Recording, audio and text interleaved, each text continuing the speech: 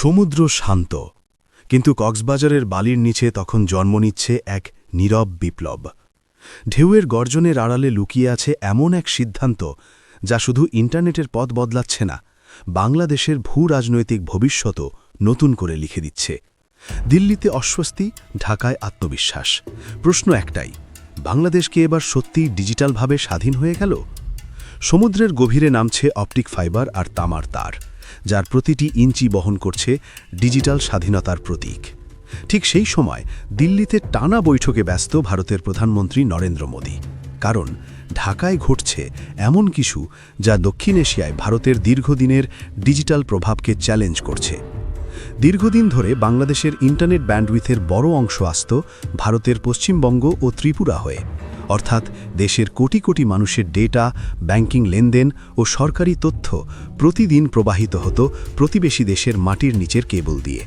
এর বিনিময়ে বছরে শত শত কোটি টাকা ট্রানজিট ফি গুনতে হতো বাংলাদেশকে। প্রফেসর মোহাম্মদ ইউনুসের নেতৃত্বাধীন অন্তর্বর্তী সরকার বুঝে গেছে অর্থনৈতিক স্বাধীনতা সম্ভব নয় যদি ডিজিটাল রাস্তাগুলো নিজের নিয়ন্ত্রণে না থাকে।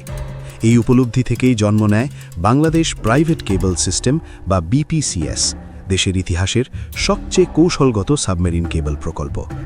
রাজধানীর এক ঝলমলে অনুষ্ঠানে চুক্তি স্বাক্ষরের সময় উপস্থিত ছিলেন ইউরোপীয় ইউনিয়ন, জাপান ও ফিনল্যান্ডের রাষ্ট্রদূতেরা। এই প্রকল্পে প্রযুক্তি দিচ্ছে ফিনল্যান্ডের নোকিয়া। তাদের অত্যাধুনিক সাবমেরিন লাইন টার্মিনাল বা এসএলটি প্রযুক্তি কম বিদ্যুৎ খরচে বেশি ব্যান্ডউইথ ও উন্নত সাইবার নিরাপত্তা নিশ্চিত করবে। বর্তমানে বাংলাদেশের প্রায় 60% ব্যান্ডউইথ ভারত হয়ে আসে। এর মানে প্রতি বছর শত কোটি টাকার বেশি অর্থ ও কৌশলগত নিয়ন্ত্রণ ভারতের হাতে থাকে। নতুন কেবল চালু হলে ভারতীয় ট্রানজিট নির্ভরতা নাটকীয়ভাবে কমবে। বছরে অন্তত 300 কোটি টাকা বৈদেশিক মুদ্রা সাশ্রয় হবে। বাংলাদেশের ডেটা আর কোনো তৃতীয় দেশের মাটি ছুবে না।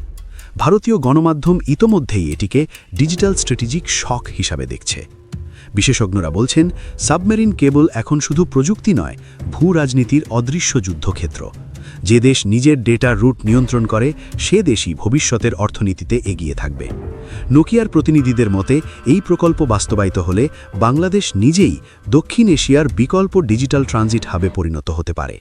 ইন্টারনেট হবে দ্রুত, ব্যান্ডউইথের দাম কমবে, স্টার্টআপ, ফ্রিল্যান্সার ও শিক্ষার্থীরা পাবে বড় সুবিধে।